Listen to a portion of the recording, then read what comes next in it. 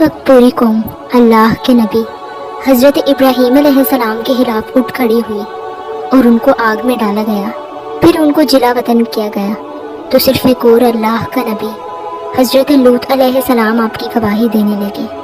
اور پھر جب حضرت ابراہیم علیہ السلام نے ہجرت کی تو آپ کے ساتھ آپ کے بھتیجے اللہ کے نبی حضرت لوط علیہ السلام بھی ہجرت کرنے لگے۔ حضرت لوط کے والد کا نام ہیران تھا، جو تاریخ یعنی آزر کے بیٹے تھے۔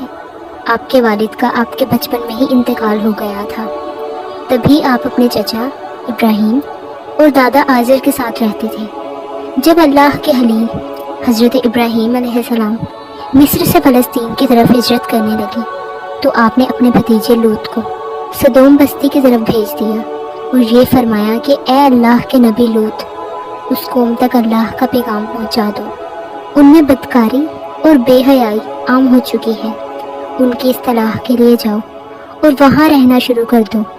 تو یوں حضرت لوط علیہ السلام سدوم بستی کی طرف روانہ ہو گئے، اور وہ قوم کافر قوم تھی، نئے نئے گناہ کے طریقے ایجاد کرتے اور فخر سے اس پر عمل کرتے تھے۔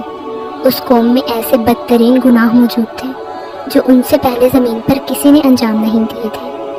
اللہ کے نبی حضرت لوط علیہ السلام اس قوم کے درمیان آ کے فرماتے ہیں کہ اے لوگو، اللہ سے ڈرو، تم ایسی بے حیائی کا ارتکاب کرتے ہو جو تم سے پہلے اس جہان میں کسی نے نہ کی، اپنی عورتوں کو چھوڑ کر مردوں سے اپنی حاجت پوری کرتے ہو، اور اگر تم گناہوں سے باز نہیں آئے تو عنقریب تم پر عذاب برسے گا۔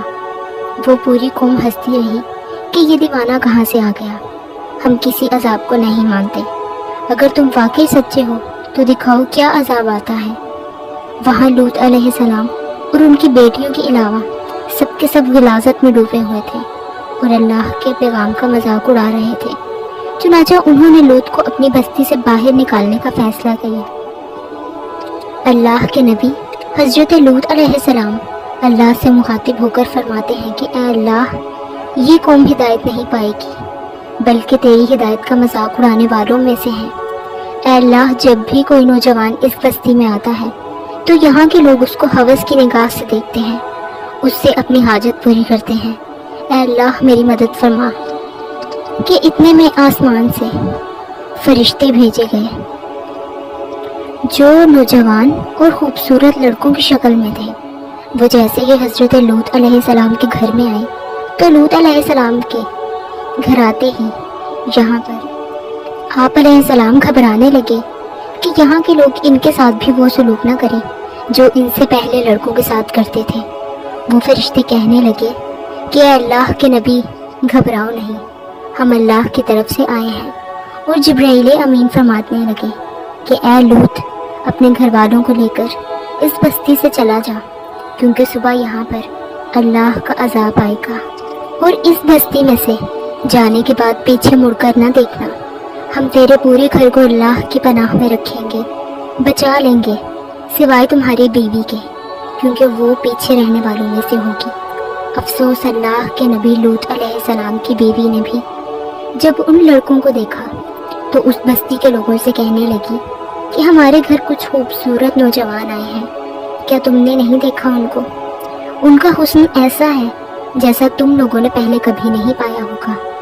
کہ اتنے میں بستی کے کچھ لوگ حضرت لوط علیہ السلام کے گھر پہنچتے ہیں۔